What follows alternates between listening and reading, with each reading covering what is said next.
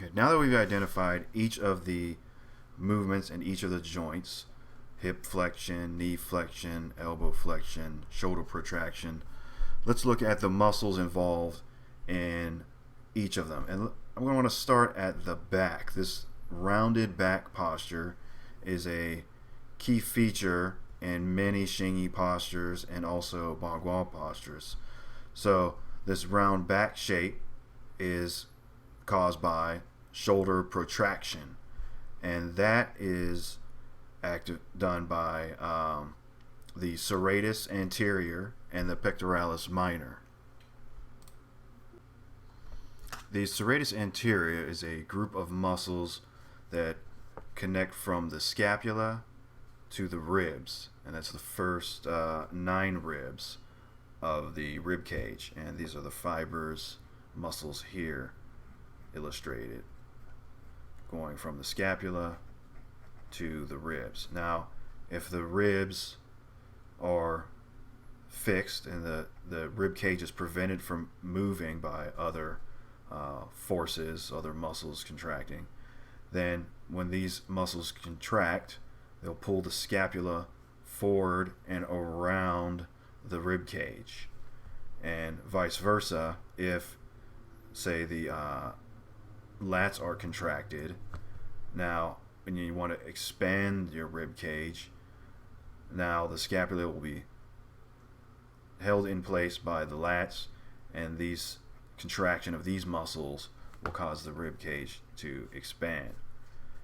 Now, the pectoralis minor is a muscle that is beneath the pectoralis major. Familiar, the normal chest exercises work the pectoralis major, all your pushing, benching exercises, and that's the muscle everyone's familiar with, big pectoral muscle. But the pectoralis minor is underneath that muscle, and it goes from the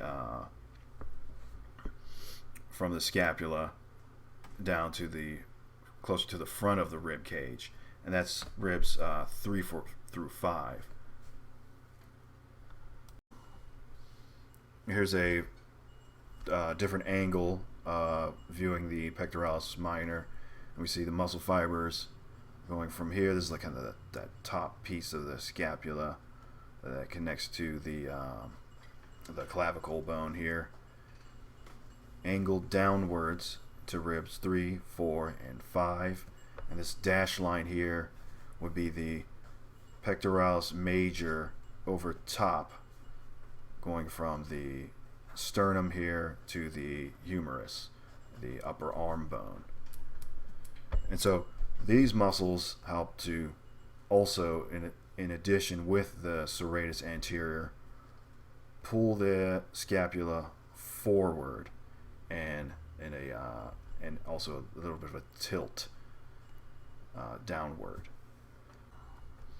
Okay, returning back to the posture, distinction I want to make here is that while the serratus anterior and pectoralis minor protract the scapula, another feature of this stance is that the scapula is also depressed or pulled downward. So shoulders, scapula is pulled forward and then tucked down, so the shoulders do not rise up.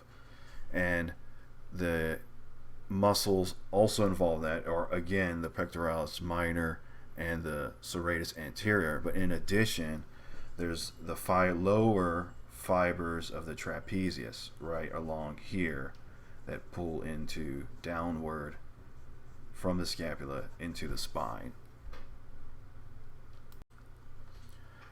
Okay, so now we've realized that the muscles under activation or activated to get into this posture and hold it are the serratus anterior, the pectoralis minor, and the lower trapezius to achieve scapular protraction and depression. Now, what are the muscles which oppose this or hold balance the tension in the opposite direction? And so that will be the lats. So this triangular muscle, most people are familiar with the lat pull down or pull ups, working your lats. That muscle goes from the pelvis up to the front of the humerus, so it'd be like below your bicep, upper bicep area, and it also connects to the spine.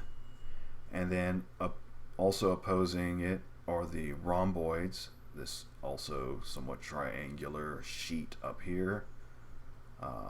These muscles are used to retract the scapula, so if they're protracted, these are lengthened or somewhat stretched. And then in opposition as well, upper trapezius, so that'd be the muscles here going from the occipital bone down into the upper shoulder right along here. So just a quick review.